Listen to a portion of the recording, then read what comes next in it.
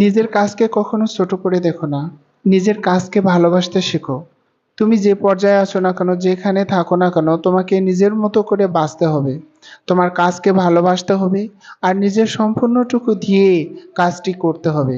নিজেকে যখন 100% দিয়ে কাজটি করবে, এক, তুমি তোমার দায়িত্ব তুমি সঠিকভাবে পালন করেছো।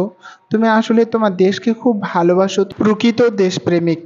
আর নিজেকে কখনো দোষারোপ করতে পারবে না যখন তুমি ব্যর্থ হবে, কারণ তুমি তোমার সবটুকু দিয়েই করেছো।